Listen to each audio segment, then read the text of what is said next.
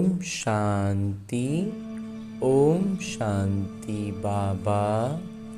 आज 14 मई 2025 है और आज हम अध्ययन करने जा रहे हैं परमपिता परमात्मा के अनमोल मधुर महावाक्यों को, मुरली को।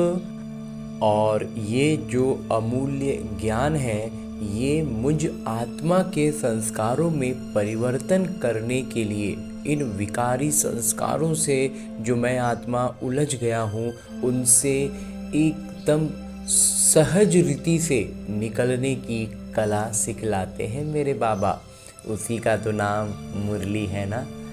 तो इस मुरली का जादू अनुभव करने के लिए मैं आत्मा अपने सूक्ष्म शरीर के साथ चलता हूँ मधुबन की धरा पर, उसमें भी खास पांडव भवन के उस हिस्ट्री हॉल में जहाँ मेरे बाबा साकार रूप में मुरलियाँ चलाया करते थे। उन्होंने ये मुरलियाँ कभी और चलाई थी, लेकिन इस मुरली का, मेरे बाबा का ये जादू ये है कि आज भी मेरे मन में उठने वाले हर संकल्प का रिस्पॉन्स, प्रतिक्रिया बाबा इस मुरली में देते हैं। तो ऐसा हम अनुभव करते हैं। मैं आत्मा ये अनुभव करता हूँ कि बाबा मेरे सम्मुख हैं और सामने बैठकर बोल रहे हैं। ये अनुभव करने के लिए अपने हाथों में मुरली लेनी है और फुर्सत से, दिन का वो कोई भी समय हो, लेकिन फुर्सत से बैठकर जब सूक्ष्म शरीर के साथ हम यहाँ उपस्थित होते हैं तो परमात्मा की उपस्थिति को अनुभव करते हैं, तो मुझ आत्मा में पवित्रता, शांति, प्रेम और सुख के प्रकंपनों में एक अनोखी सक्रियता अनुभव करते हैं। और दृष्टि से मेरे बाबा मुझ आत्मा में ज्ञान, प्रकाश और अष्ट शक्तियों का प्रवाह करते हैं और मैं आत्मा आनंद विभोर हो उठता हूँ। तो ऐसे आनंद की स्थिति में, पूरी तरह से आत्म अभिमानी स्थिति में आकर अध्ययन करते हैं ये अमूल्य ज्ञान मुरली, जिसमें बाबा का जादू हम अनुभव करते हैं। और इस जादुई मुरली में बाबा कहते हैं, मीठे बच्चे, अभी तुम संगम पर हो। तुम्हें पुरानी दुनिया से ताल्लुक यानी नाता तोड़ देना है। पुरानी दुनिया से कोई नाता ही नहीं है, क्योंकि ये पुरानी दुनिया अब खत्म होनी है। हाँ जी बाबा। आगे प्रश्न रूप में मेरे बाबा कहते हैं, संगम की कौन सी विशेषता सारे कल्प से न्यारी है? उत्तर बतलाते हैं मेरे बाबा, संगम की ही विशेषता है। पढ़ते यहाँ हो, प्रारब्ध भविष्य में पाते हो। सारे कल्प में ऐसी पढ़ाई नहीं पढ़ाई जाती जिसकी प्रारब्ध दूसरे जन्म में मिले। पढ़ाई का प्रारब्ध तो वही मिलता है, बैरिस्ट्री पढ़ेंगे तो यही बैरिस्टर बनेंगे ना। यहाँ पढ़ते हैं देवताई गुणों का पढ़ाई यहाँ है और देवता बनते सतयुग में। अभी तुम बच्चे मृत्यु लोक में पढ़ रहे हो अमर लोक के लिए, कोई दूसरे जन्म के लिए पढ़ता नहीं। हाँ जी बाबा। गीत है, दूर देश का रहने वाला। ओम शांति। दूर देश का रहने वाला कौन? मेरे बाबा। ये तो कोई भी नहीं जानते। क्या उनको अपना देश नहीं है जो पराये देश में आए हैं? वो अपने देश में नहीं आते हैं। ये रावण राज्य पराया देश, पराया राज्य है ना। क्या शिव बाबा अपने देश में नहीं आते हैं? तो अभी तो उनका देश नहीं है ना, वो रावण के राज्य में आए, उसको फिर समाप्त किया और तब अपना राज्य यहाँ स्थापन करते हैं। अच्छा, रावण का प्रदेश कौन सा है और देश कौन सा है? तो बाबा कहते हैं रावण का तो कोई देश अपना है ही नहीं ना, वो भटकता रहता है। शिव बाबा का अपना देश कौन सा है, पराया देश कौन सा है? शिव बाबा का अपना देश है परम धाम और पराया देश है ये मृत्यु लोक। और रावण का तो कुछ है ही नहीं, वो इसी में जबरदस्ती घुस जाता है। बाबा का ही ये शिवालय स्थापन किया हुआ रहता है, लेकिन द्वापर से वो घुस जाता है, बाकी समय वो भटकता रहता है। फिर बाबा आते हैं पराये देश में, तो उनका देश कौन सा है? अपने देश की स्थापना करने आते हैं, लेकिन क्या वो अपने देश में खुद आते हैं? एक दूसरे ने सुनाया। सभी बच्चे बोलने लग गए, अच्छा, इस पर सब विचार सागर मंथन करना। ये बहुत समझने की बात है। रावण का पराया देश बताना बहुत सहज है। राम राज्य में कभी रावण आता नहीं। बाबा को रावण के देश में आना पड़ता है, क्योंकि रावण राज्य को बदली करना होता है, तो परिवर्तन करना है ना। तो ये है संगम युग। वो सतयुग में भी नहीं आते, कलयुग में भी नहीं आते, संगम युग पर आते हैं। तो ये राम का भी देश है, रावण का भी देश है। इस किनारे राम का, उस किनारे रावण का है। संगम है ना। अभी तुम बच्चे संगम पर हो, न इस तरफ न उस तरफ। अपने को संगम पर समझना चाहिए। हमारा उस तरफ ताल्लुक नहीं है, हमारा उससे कोई सरोकार नहीं है। बुद्धि से पुरानी दुनिया से ताल्लुक तोड़ना पड़ता है। रहते तो यहाँ ही हैं, परंतु बुद्धि से जानते हैं ये पुरानी दुनिया ही खत्म होनी है। आत्मा कहती है अभी मैं संगम पर हूँ। बाबा आए हुए हैं, उनको खेवैया भी कहते हैं, संगम से पार लेकर जाएंगे। अभी हम जा रहे हैं। कैसे? योग से उनके साथ जुड़ गए तो हम वो पार लगा रहे हैं, हम पार हो जाएंगे। योग के लिए भी ज्ञान है, ज्ञान के लिए भी ज्ञान है। ज्ञान समझने के लिए भी पहले ज्ञान होना चाहिए, परिचय होना चाहिए। पहले प्राइमरी ज्ञान होगा, फिर सूक्ष्म स्तर पर ज्ञान समझ में आएगा, तब वास्तविक अर्थ में योग लगेगा। योग के लिए समझाया जाता है अपने को आत्मा समझो, फिर बाबा को याद करो। ये भी ज्ञान है ना, ये भी तो ज्ञान है। इतना पहले खुद को समझना, जानना, फिर उसको करना। उसके लिए सूक्ष्म स्तर पर ज्ञान की स्पष्टता चाहिए। ज्ञान अर्थात समझ। बाबा मत देने आए हैं, कहते हैं अपने को आत्मा समझो।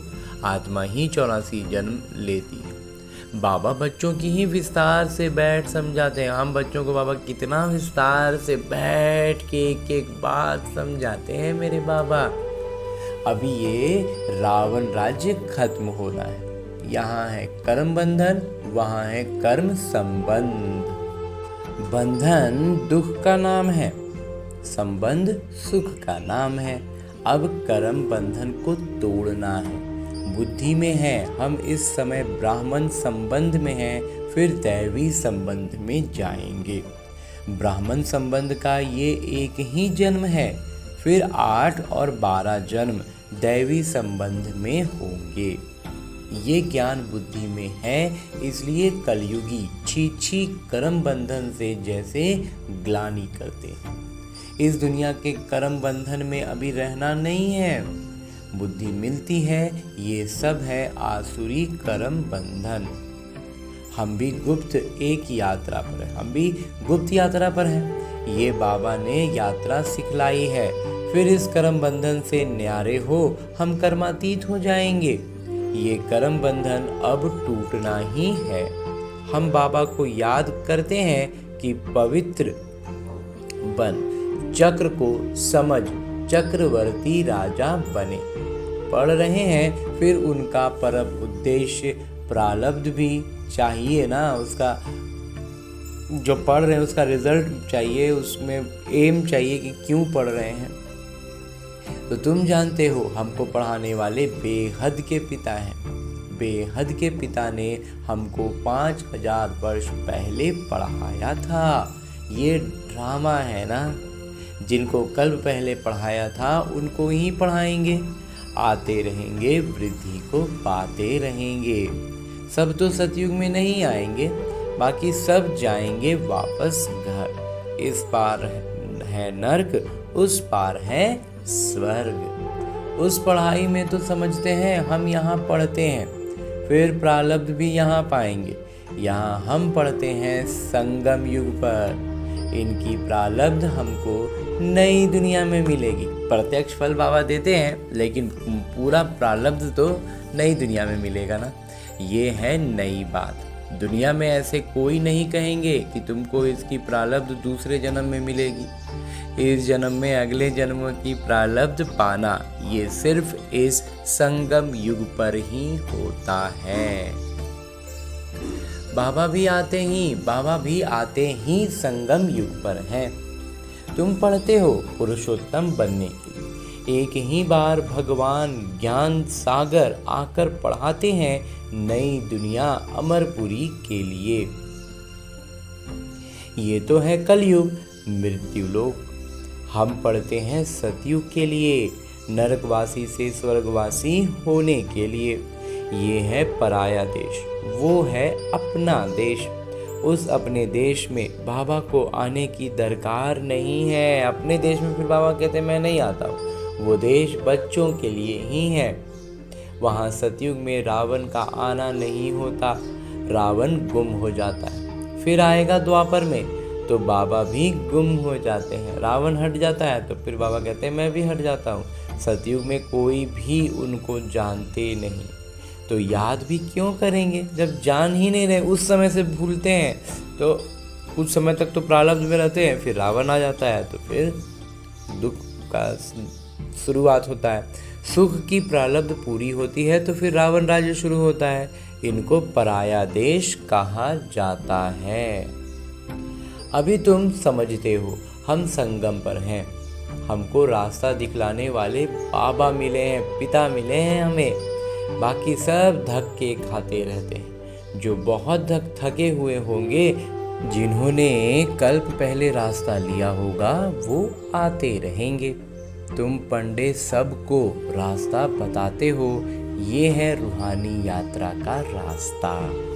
सीधे चले जाएंगे सुखधाम। अगर इस रूहानी यात्रा पर हम आ गए तो सीधे सुखधाम जाएगा ये रास्ता। तुम पंडे पांडव संप्रदाय हो। पांडव राज्य नहीं कहेंगे, पांडव का राज्य बाबा कहते नहीं कहेंगे। राज्य ना पांडवों को न कौरवों को है, दोनों को ताज नहीं है। जब युद्ध में है तो फिर ताज कहाँ? तो भक्ति मार्ग में दोनों को ताज दे दिया है। वो तो भक्ति मार्ग में ताज दे दिया गया ना। तो बाबा कहते हैं पांडव और कौरव किसी के पास ताज होता नहीं है। अगर दे भी दें तो कौरवों को लाइट का ताज नहीं देंगे, पांडवों को भी लाइट नहीं दे सकते, क्योंकि पुरुषार्थी हैं। अभी पूरा तो हुआ नहीं है ना, पूरी तरह से हर गुण से संपन्न तो हुए नहीं हैं। तो चलते चलते गिर पड़ते हैं, तब किसको देवें? इसलिए ये सब निशानी विष्णु को दे दी है, क्योंकि वो पवित्र है। सतयुग में सब पवित्र संपूर्ण निर्विकारी होते हैं। पवित्रता की लाइट का ताज है। इस समय तो कोई पवित्र नहीं है। सन्यासी लोग कहलाते हैं कि हम पवित्र हैं, परंतु दुनिया तो पवित्र नहीं है ना। जन्म फिर भी विकारी दुनिया में ही लेते हैं। ये है रावण की पतितपुरी। पावन राज्य सतयुग नई दुनिया को कहा जाता है। अब तुम बच्चों को बाबा बागवान कांटों से फूल बनाते हैं। वो पतित पावन भी हैं, खेवैया भी हैं, बागवान भी हैं। बागवान आए हैं कांटों के जंगल में। तुम्हारा कमांडर तो एक ही है। यादवों का कमांडर चीफ शंकर को कहें। कमांडर चीफ यादवों के लिए बाबा कहते हैं शंकर को कहें। ये तो वो कोई विनाश कराते नहीं हैं। जब समय होता है तो लड़ाई लगती है। कहते हैं शंकर की प्रेरणा से मूसल आदि बनते हैं। ये सब कहानियाँ बैठ बनाई हैं। बाबा इस बात को स्पष्ट करके कहते हैं कि वो कोई विनाश नहीं कराते। शंकर का विनाश से कोई लेना देना नहीं है। लेकिन चूंकि ये दो से हम लोग को करते हैं, ब्रह्मा से स्थापना, विष्णु से पालना, तो शंकर से विनाश, ऐसा हम जोड़ लेते हैं। लेकिन बाबा कहते हैं ऐसा है नहीं।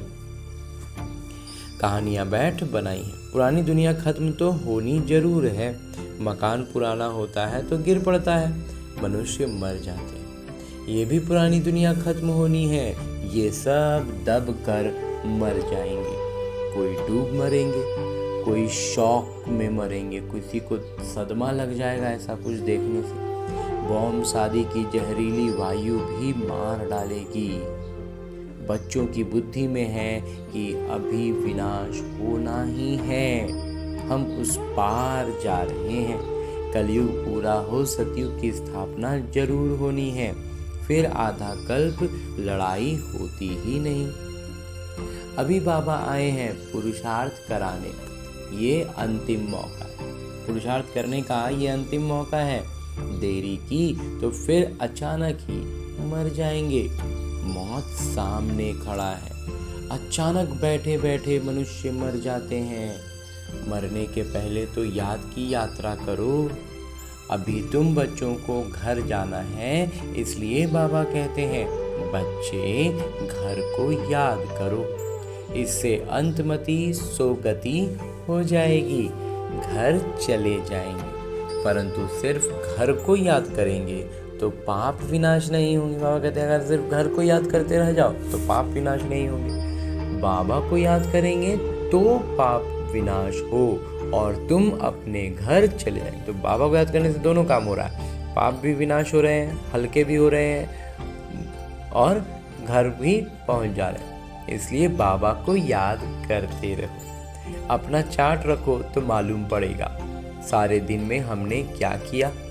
5-6 वर्ष की आयु से लेकर अपने जीवन में क्या क्या किया वो भी याद रहता है।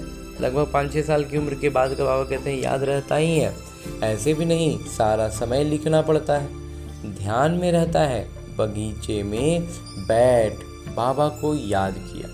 दुकान पर कोई ग्राहक नहीं है, हम याद में बैठे रहे हैं। अंदर में नोट रहेगा, बुद्धि एकदम जगह पर रहेगा। जैसे ही समय मिला ना, अभी 2 मिनट कोई ग्राहक नहीं है, बुद्धि चला गया बाबा की याद में। बाबा की याद में हम आ गए तो हमारा से वो चीज़ झलकने लगा। बाबा का स्वभाव शांति के हम सागर हैं, प्रेम के सागर हैं। बाबा से हम जुड़ गए, बाबा को अपने कंबाइंड स्थिति में लेकर आ गए तो क्या होगा, बाबा की प्रत्यक्षता होने लगेगी। और वहीं जब प्रत्यक्षता होगी तभी बाबा कहते हैं कि बुद्धि में इमर्ज है बात। अगर प्रत्यक्षता नहीं हो रही है, सिर्फ अंदर मंथन चल रहा है, हाँ होता है, तो बाबा कहते हैं वो फिर डूबी हुई है, मर्ज हो गई है। इसीलिए अंदर में नोट रहेगा कि जैसे ही मौका मिल रहा है, जैसे बगीचे में बैठे थे तो बाबा को याद किया था, दुकान पर ग्राहक नहीं था तो हम याद में रहे थे। इस तरह से बुद्धि एकदम सटीक स्थान पर सजग होनी चाहिए। अगर लिखना चाहते हो तो फिर डायरी रखनी पड़े। मूल बात है ही ये, हम तमो प्रधान से सतो प्रधान कैसे बने, पवित्र दुनिया के मालिक कैसे बने, पतित से पावन कैसे बने। बाबा आकर ये ज्ञान देते तो ये हम या तो सीधा सीधा दिल से बाबा को अपना बात बतला सकते हैं, एकदम सीधे रूह रिहान कर सकते हैं। और नहीं तो अगर डायरी में बाबा कहते हैं लिखना तो फिर डायरी लिखनी पड़ेगी। ज्ञान के सागर पिता ही हैं, तो पोता मेल का मतलब सिर्फ भौतिक डायरी हो जरूरी नहीं है। बाबा कहते हैं अलौकिक रूप से भी हम ऐसा कर सकते हैं। ज्ञान के सागर बाबा ही हैं। तुम अभी कहते हो बाबा हम आपके हैं, सदैव आपके ही हैं, सिर्फ भूल कर देह अभिमानी हो गए। बस बाबा को भूल गए तो शरीर के भान में चले गए, नहीं तो है तो हम बाबा के ही। अभी आपने बताया है तो हम फिर देही अभिमानी बनते हैं, आत्माभिमानी स्थिति में आ जाते हैं। सतयुग में हम देही अभिमानी थे, खुशी से एक शरीर छोड़ दूसरा लेते थे। तो तुम बच्चों को ये सब धारणा कर फिर समझाने लायक बनना है, तो बहुतों का कल्याण होगा। तो समझाने के लायक हो जाएंगे ना, तो फिर बहुतों का कल्याण होगा। बाबा जानते हैं ड्रामा अनुसार, नंबरवार, पुरुषार्थ अनुसार सेवा योग्य बन रहे हैं। नंबरवार है अपने पुरुषार्थ अनुसार और ड्रामा अनुसार सेवा योग्य हम बन रहे हैं। अच्छा, किसी को वृक्ष आदि नहीं समझा सकते हो, भला ये तो सहज है ना। किसी को भी बोलो तुम अपने को आत्मा समझ बाबा को याद करो, ये तो बिल्कुल सहज है। ये बाबा ही कहते हैं मुझे याद करो तो विकर्म विनाश होंगे और कोई मनुष्य कह न सके सिवाय तुम ब्राह्मणों के। झुरमुई झुरमुई में अपना समय वेस्ट नहीं करना है। माया कोई भी उल्टा काम न कराए, ये ध्यान रखना है। संग दोष में आकर कभी लूज नहीं होना है। देह अभिमान में आकर किसी के नाम रूप में नहीं फंसना है। दूसरा है, घर की याद के साथ साथ बाबा को भी याद करना है। याद के चार्ट की डायरी बनानी है। नोट करना है हमने सारे दिन में क्या क्या किया, कितना समय बाबा की याद में रहे। इस बात पर ना बाबा बोलते हैं एकदम सजगता रहे। इसको डायरी में नोट भी कर सकते हैं। और आगे मेरे बाबा वरदान दे रहे हैं। वरदान देते हुए मेरे बाबा कहते हैं, नम्रता रूपी कवच द्वारा व्यर्थ के रावण को जलाने वाले सच्चे स्नेही सहयोगी भव। नम्रता रूपी कवच द्वारा, बाबा को नम्रता को आज कवच बता रहे हैं। तो ये नम्रता रूपी कवच जब रहेगा तो क्या होगा, व्यर्थ के रावण को जलाने वाले सच्चे स्नेही और सहयोगी भव। हाँ जी बाबा। विस्तार से बाबा कहते हैं, कोई कितना भी आपके संगठन में कमी ढूंढने की कोशिश करे, लेकिन जरा भी संस्कार स्वभाव का टक्कर दिखाई न दे। अगर कोई गाली भी दे, इंसल्ट भी करे, आप सेंट बन जाओ, आप एकदम संत बन जाओ।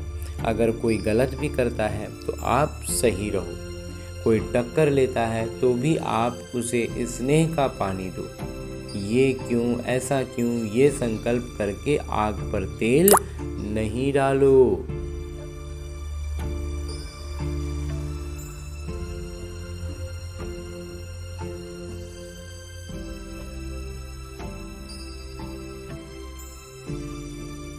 नम्रता का कवच पहनकर रहो। जहाँ नम्रता होगी वहाँ स्नेह और सहयोग भी अवश्य होगा। हाँ जी बाबा। आगे स्लोगन है, मुरली का उपदेश है, मेरेपन की अनेक हद की भावनाएं एक मेरा बाबा में समा दो। बाबा कहते हैं एक मेरापन जो है ना, इसका हदपन है, इसका एक हद होगा, उसको एक मेरे बाबा में समा दो। हाँ जी बाबा। मेरे मेरे मेरे सिर्फ एक बाबा है, बाकी कुछ मेरा नहीं है। और इतना श्रेष्ठ अमूल्य ज्ञान मुरली का अध्ययन करने के बाद अब मेरे बाबा इसी अव्यक्त स्वरूप में स्थित रहकर एक इशारा भी देते हैं कि रूहानी रॉयल्टी और प्योरिटी की पर्सनैलिटी धारण करो। हमारा चाल चलन आत्मिकता से भरा हो और हमारी चेहरा, हमारा व्यक्तित्व पवित्रता की चमक वाला हो।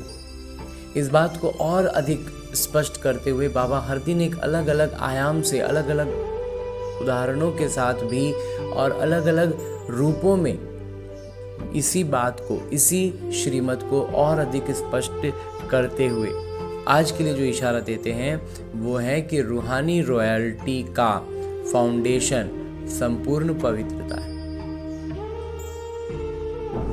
बाबा कहते हैं जिस आत्मिक स्थिति में रहने की बात हमसे बाबा कह रहे हैं उसका आधार है पवित्रता। तो अपने से पूछो कि रूहानी रॉयल्टी की झलक और फलक आपके रूप व चरित्र से हर एक को अनुभव होती है। ज्ञान के दर्पण में अपने को देखो कि मेरे चेहरे पर चलन में वो रूहानी रॉयल्टी दिखाई देती है, या साधारण चलन और चेहरा दिखाई देता है, या फिर साधारण बस एक हाँ जैसे सब है वैसे ही हम भी दिखाई दे रहे हैं, या फिर हमारी रॉयल्टी दिखाई देती। इस बात का हमें जांच करना है, बुद्धि में इस बात के लिए भी सजगता रखनी है। हाँ जी बाबा। तो ये सारी सजगता, ये सारा ज्ञान प्रकाश जो बाबा ने हमें दिया, तो ये सारा कुछ आत्मा के स्तर तक पहुंचने के लिए, उसे अपने जीवन में धारण करने के लिए हमें अपनी तरफ से एक काम करना है और वो है अभ्यास। एक दिन बाबा ने मुरली में इसको भी अलग तरीके से स्पष्ट कर दिया था कि ये जो ज्ञान बाबा देते हैं ये है थ्योरी, और हम उसे जो जीवन में धारण करते हैं वो होता है प्रैक्टिकल। तो थ्योरी हमने जितनी ज़्यादा अच्छे से हमारी थ्योरी स्पष्ट होगी, प्रैक्टिकल में हम उतने सहजता से उसको पूरा कर पाएंगे। तो थ्योरी पढ़ लेने के बाद अब वक्त है प्रैक्टिकल करने का। तो इस उद्देश्य के साथ ढेर सारी शुभभावना और शुभकामनाओं से भरपूर होकर लौटते हैं अपने इस लौकिक किरदार में। अच्छा, ओम शांति।